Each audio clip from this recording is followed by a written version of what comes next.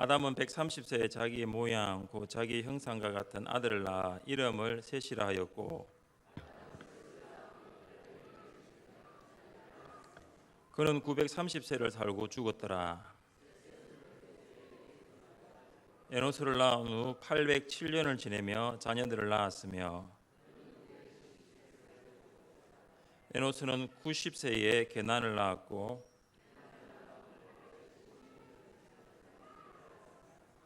그는 905세를 살고 죽었더라.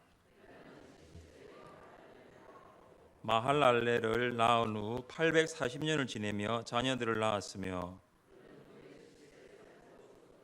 마할랄렛은 65세 야렛을 낳았고, 그는 895세를 살고 죽었더라. 에녹을 낳은 후 800년을 지내며 자녀들을 낳았으며, 에녹은 65세에 모두셀라를 낳았고,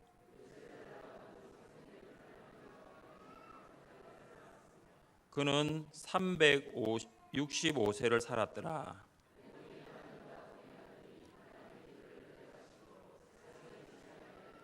모두셀라는 187세에 라멕을 낳았고, 그는 969세를 살고 죽었더라. 이름을 놓아라 하여 이르되 여호와께서 땅을 저주하심으로 수고롭게 일하는 우리를 이 아들이 안위하리라 하였더라.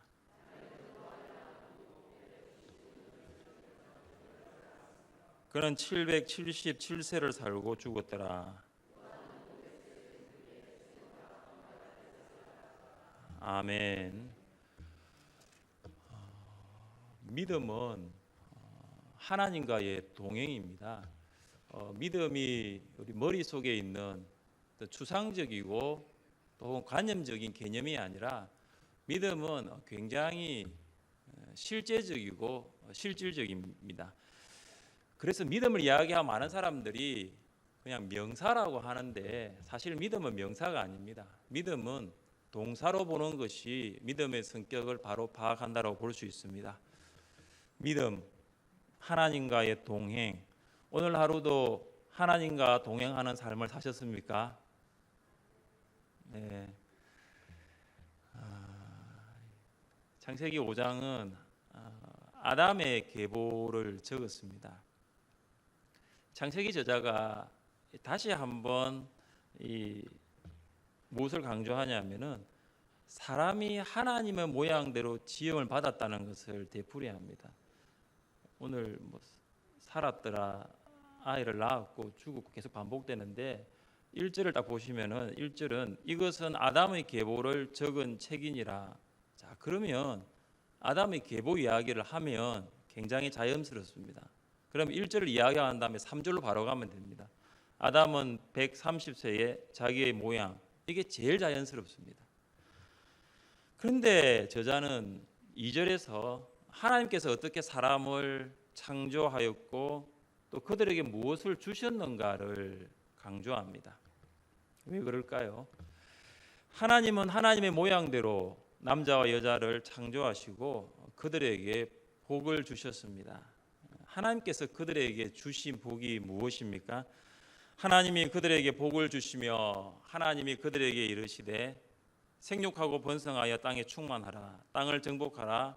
바다의 물고기와 하늘의 새와 땅에 움직이는 모든 생물을 다스리라 하시니라. 하나님이 사람에게 주신 복이 5가지입니다. 생육하라, 번성하라, 충만하라, 그리고 정복하라, 다스리라. 이 5가지 복 중에서 하나님이 사람에게만 주신 복이 있습니다. 하나님이 그들에게 복을 주시며 이르시되 생육하고 번성하여 여러 바닷물에 충만하라. 새들도 땅에 번성하라 하시니라. 여기 보시면 그들에게, 이건 사람이 아닙니다. 여기 그들은 하늘의 새 그리고 물에 움직이는 모든 생물입니다. 하나님은 새에게도 생물들에게도 복을 주셨습니다. 그 복은 뭐냐면 생육하라, 번성하라, 충만하라. 근데 사람에게만 하나님이 주신 복이 나머지 두 개입니다. 정복하라, 다스리라. 사람이 생육하고 자라난다는 거죠. 결혼하고 자녀를 낳는 거죠. 번성하죠. 충만한 삶을 살면 그것은 어느 수준의 삶이냐 하면 짐승 수준의 삶이라는 거예요. 짐승도 자라면 때가 되면 짝을 만납니다. 그리고 본능적으로 새끼를 낳아서 기릅니다. 그리고 자손을 많이 퍼뜨립니다. 짐승도 그렇게 합니다. 그러나 짐승이 아니라 하나님의 형상으로 창조된 사람만이 할 수 있는 거 두 가지입니다. 정복하고 다스리는 것. 사람은 하나님께서 지으신 모든 피조물을 하나님의 권위로 정복하고 다스려야 합니다. 하나님의 권위로 정복하고 다스리는 것이 복입니다. 우리는 원래 죄인이기 때문에 권위가 없는 존재였습니다.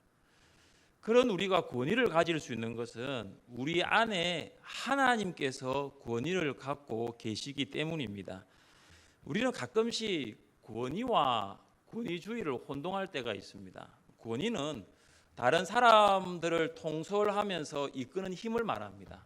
그리고 권위주의는 뭐냐 하면 다른 사람의 견해를 무시하고 사람을 대하는 태도입니다. 그래서 이 권위와 권위주의는 거의 180도로 다른 의미입니다. 부모가 권위가 있다 하고 부모가 권위주의로 자녀를 양육한다고 하는 것은 다릅니다. 부모가 자녀를 말씀으로 지도하고 또 이끌고 양육하는 힘, 이건 권위입니다. 그러나 부모가 권위주의로 자녀의 견해를 무시하고 자녀의 말을 듣지 않고 대하는 것이 권위주의입니다.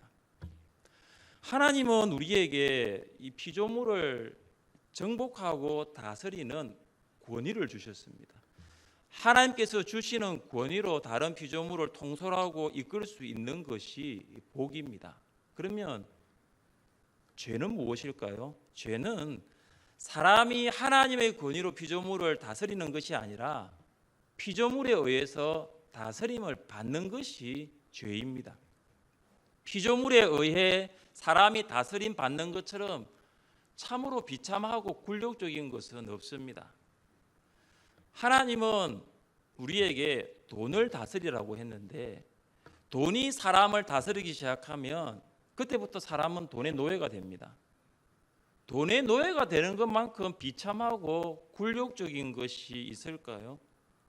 돈을 다스리는 주인이 아니라 돈의 지배를 받는 노예로 사는 사람들이 참 많습니다. 뇌물을 받아서 법정에 서게 된 죄인이 있었습니다. 이 사람의 제목이 낱낱이 밝혀지면서 사람들은 그가 죄에 상응하는 벌을 받아야 한다고 주장했습니다. 판사가 매우 현명한 사람이었는데 판사가 죄인에게 세 가지 처벌을 이야기할 테니 그 중에 하나를 선택하라고 합니다. 첫 번째는 벌금으로 황금 100냥을 내는 것입니다. 두 번째는 돈이 아니고 두 번째는 채찍으로 50대를 맞는 것입니다. 세 번째는 5kg의 양파를 먹는 벌이었습니다. 이 사람이 생각해 보니까 벌금을 내기는 좀 아깝고 50대를 맞자고 하니 무서운 것 같고 세 번째 벌을 택했습니다. 양파 먹는 거 뭐 그렇게 어렵겠나. 그래서 이 사람 앞에 놓인 양파를 먹기 시작했습니다. 그러나 양파를 먹으면 먹을수록 점점 견디기 힘든 거예요. 2kg의 양파를 먹고 난 뒤에는 눈물을 흘리면서 이렇게 말합니다. 도저히 양파를 못 먹겠습니다. 차라리 매를 맞겠습니다. 이 사람이 얼마나 구두쇠인지 돈을 내면 되는데 그래서 매를 맞을지언정 자신의 돈은 한 푼도 쓰는 것이 아깝다는 것입니다. 채찍을 든 집행관이 나타나서 그를 의자에 앉혔습니다. 험악하게 생긴 그 집행관의 모습을 보고 그의 손에 들려있는 채찍을 보자마자 온몸이 그냥 부들부들 떨리기 시작했습니다. 채찍이 등을 이렇게 치자 그가 너무 아파서 소리를 질렀고 10대 정도 맞고 나니까 도저히 견딜 수가 없는 것입니다. 그때 뭐라고 이야기합니까? 판사님, 저를 불쌍히 여기셔서 그만 때려주십시오. 차라리 벌금을 내겠습니다. 맞는 것도 싫어했고 자신의 돈을 쓰기는 더더욱 싫어했던 이 구두쇠인 죄인 결국은 세 가지 형벌을 모두 받게 된 것입니다. 만약 우리가 돈을 지배할 수 없다면 돈은 우리의 신하가 되지만, 돈이 우리를 지배하게 된다면 돈은 우리의 주인이 되고 말 것입니다. 사람은 자리를 다스려야 하는데 자리가 사람을 다스리기 시작하면 사람은 명예의 노예가 됩니다. 하와는 선악과를 먹으면 하나님 같이 된다는 사실에 그 마귀의 유혹에 넘어갔습니다. 아담은 하나님의 권위로 에덴 동산을 다스린 것이 아니라 공중의 권세 잡은 자 사단으로부터 다스림을 받게 되었습니다. 그 결과 아담이 죄를 범하게 됩니다.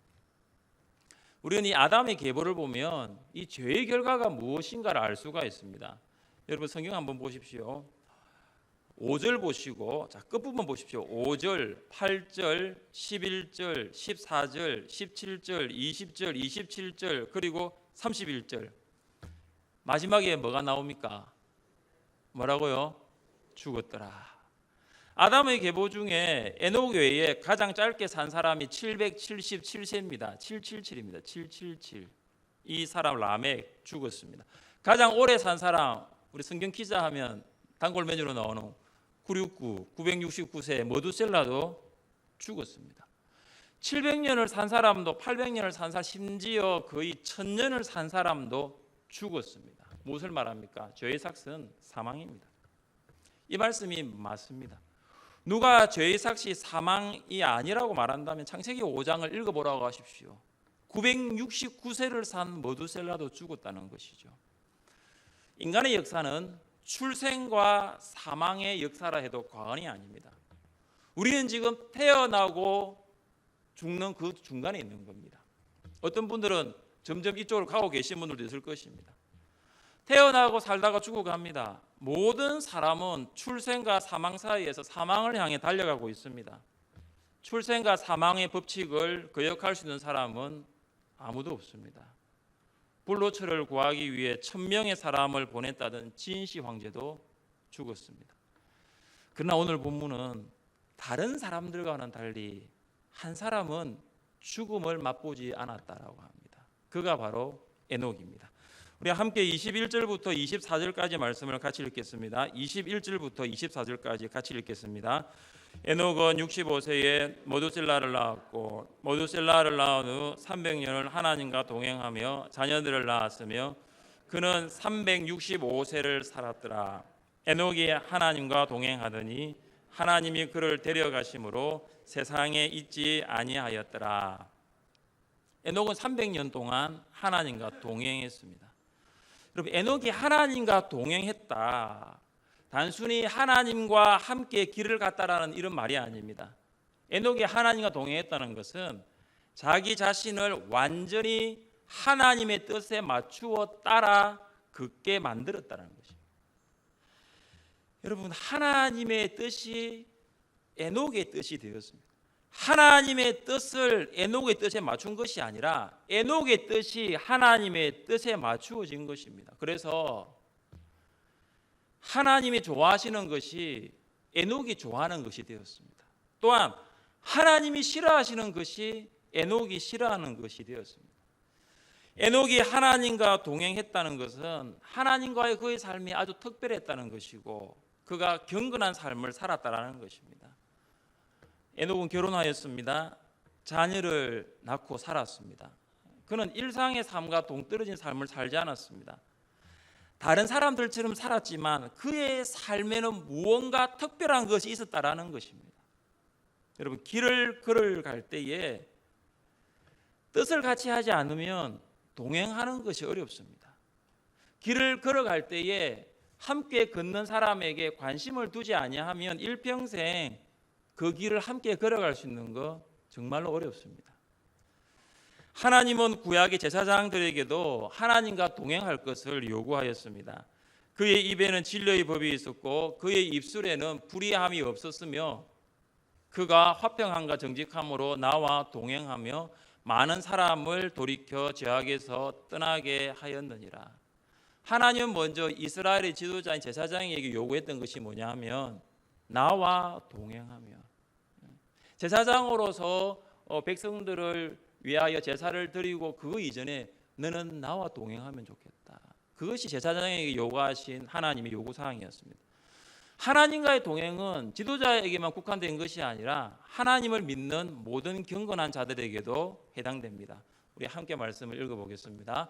사람아, 주께서 선한 것이 무엇임을 내게 보이셨나니 여호와께서 내게 구하시는 것은 오직 정의를 행하며 인자를 사랑하며 겸손하게 내 하나님과 함께 행하는 것이 아니냐. 하나님과의 동행은 정의를 행하고 인자를 사랑하게 하는 원동력을 제공합니다. 불의한 세상 속에서도 하나님과 동행하면 정의로운 삶을 살게 됩니다. 자기밖에 사랑하지 못했던 사람도 하나님과 동행하면 이웃을 향해 시선을 돌리고 이웃에게 사랑을 베풀 수 있습니다. 예수님을 믿어 새 사람이 되었다면 이제는 세상과 동행하는 것은 끝내야 됩니다. 예수를 믿어 새 사람이 되었다면 이제부터는 하나님과 동행하는 삶을 살아야 합니다. 또한 세상의 가치관, 세상의 문화와 동행하는 것도 끊어야 합니다. 이제 새 사람이 되었다면 성경적인 가치관 그리고 하나님의 말씀과 동행하는 삶을 시작해야 합니다. 사도 바울은 말씀과 성령으로 예수님을 영접한 그리스도인들에게 성령을 따라 행할 것을 요구합니다. 내가 이르노니 너희는 성령을 따라 행하라. 그리하면 육체의 욕심을 이루지 아니하리라. 성령을 따라 행하라. 성령을 따라 행하는 상태가 지속적이어야 한다는 것입니다. 과거에 한번 성령 세례받고 성령 충만 받아서 성령 따라 행했던 삶이 아니라 과거에 성령 따라 행했던 삶이라면 지금도 성령과 함께 동행하는 삶을 살아야 될 줄 믿습니다. 히브리서 기자는 하나님과 동행한 이 에녹의 삶을 어떻게 말하고 있습니까? 믿음으로 에녹은 죽음을 보지 않고 옮겨졌으니 하나님이 그를 옮기심으로 다시 보이지 아니하였느니라. 그는 옮겨지기 전에 하나님을 기쁘시게 하는 자라 하는 증거를 받았느니라. 하나님과 동행하는 삶을 산 에녹은 신약에서 히브리서 기자는 그는 하나님을 기쁘시게 하는 삶을 살았다라고 합니다. 에녹은 하나님을 기쁘시게 하였습니다. 하나님을 기쁘시게 하는 것은 에녹에게 아주 중요한 삶의 기준이었습니다. 에녹은 자신을 기쁘게 하는 삶을 살지 않았습니다. 하나님을 기쁘시게 하는 삶을 살았습니다. 에녹의 중심에는 사람이 아니라 하나님이 계셨습니다. 에녹은 자신의 만족과 유익을 위해 산 것이 아니라 하나님의 마음을 감동시키는 삶을 살았습니다. 에녹의 삶의 기준은 누구보다도 분명했습니다. 하루를 시작할 때 이런 기도했다라고 저는 생각합니다. 오늘 하루도 하나님과 동행하는 삶을 살자. 오늘 하루도 사람의 마음을 기쁘게 하는 것이 아니라 하나님을 기쁘시게 하는 삶을 살자. 하루를 살아도 하나님의 마음을 감동시키는 삶을 살자. 제가 목회를 하면서 가지고 있는 생각이 이것입니다. 사도 바울이 내가 사람을 기쁘게 하랴 하나님을 기쁘시게 하랴. 내가 사람을 기쁘게 하면 그리스도의 종이 아니니라 그랬습니다. 우리 교회 주일 출석이 440명, 450명 될 때가 있는데 제가 450명의 모든 성도의 마음을 기쁘게 할 수가 없습니다. 그러면 450명의 목사가 필요합니다. 그렇죠? 여러분 천인 천색이에요. 만인 만색이에요. 똑같은 사람 아무도 없습니다. 부부가 60년을 살아도 다른데 어떻게 목사가 성도들의 마음을 다 기쁘게 할 수는 없습니다. 그러나 중심이 뭐냐? 하나님을 기쁘시게 하자. 하나님을 기쁘시게 하면 하나님의 사람의 마음을 움직이신다라는 것이죠. 여러분 특별히 교사들도 마찬가지고 목자들도 마찬가지입니다. 이렇게 사역을 하면서 사람들의 일일이 하나하나 맞출 수가 없어요. 물론 그들의 눈높이에서 이제 목자로 사역하고 그들의 눈높이에서 가르쳐야 되지만 중심은 분명합니다. 내가 하나님 기쁘시게 하자. 그래야지 중심이 안 흔들려요. 그러면 이 목은 이야기하면 이쪽으로 끌려가고 또 이 학생이 야금 이쪽으로 끌려가고 안 되는 거예요. 기준을 세워야 됩니다. 하나님을 기쁘시게 하자. 에녹이 그런 삶을 살았던 거예요. 여러분 세상살이 하면서 만만치 않지 않아요. 근데 에녹도 얼마나 많이 흔들리는 상황이 많았겠습니까? 300년 동안. 그러나 그는 내가 하나님을 기쁘시게 하는 삶을 살자고 생각했습니다. 여러분 에녹이 하나님과 동행하는 삶, 하나님을 기쁘시게 하는 삶을 살게 된 이유가 있습니다. 이것은 에녹의 아들과 관계가 있습니다. 에녹의 아들 모두셀라입니다. 여러분 21절과 22절을 보시기를 바랍니다. 에녹은 65세에 모두셀라를 낳았고 모두셀라를 낳은 후 300년을 하나님과 동행하며 자녀들을 낳았으며, 성경은 에녹이 모두셀라를 낳은 후 300년을 하나님과 동행했다라고 합니다. 그럼 모두셀라라는 말은 그가 죽으면 심판이 있으리라. 여러분 에녹이 아들의 이름을 지을 당시에 아들의 이름이 이 아들이 죽으면 심판이 있다. 어느 아버지가 아들 이름을 그렇게 짓겠습니까? 아마 에녹이 아들의 이름을 지었을 때 하나님의 특별한 계시가 있지 않았는가 생각할 수 있는 대목입니다.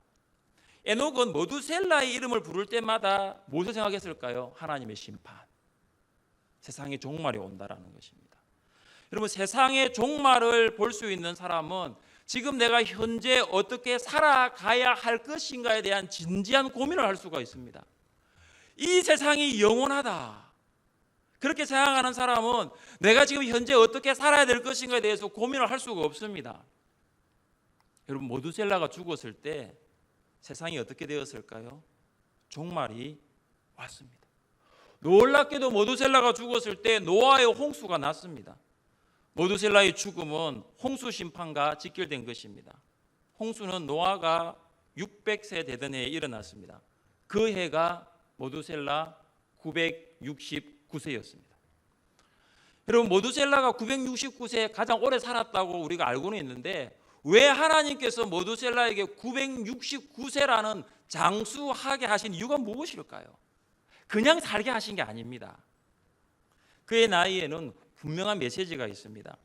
여러분 모두셀라는 187세에 라멕을 낳았습니다. 그리고 라멕은 182세에 노아를 낳았습니다. 그때 모두셀라 나이가 369세입니다. 그러니까 노아가 600세 되던 해에 모두셀라가 죽었다는 것이 딱 맞습니다. 969세. 여러분 모두셀라는 라멕의 아버지가 되고 노아의 할아버지가 됩니다. 라멕이 아버지의 이름을 부를 때에 뭘 생각했습니까? 심판이 있다, 세상의 끝이 온다. 노아가 아들 그 손자가 할아버지의 이름을 부를 때 머두셀라라고 부를 때 무엇을 생각했습니까? 세상의 종말이 있다, 하나님의 심판이 있다. 하나님은 머두셀라가 살았던 969년 약 1000년을 기다렸습니다.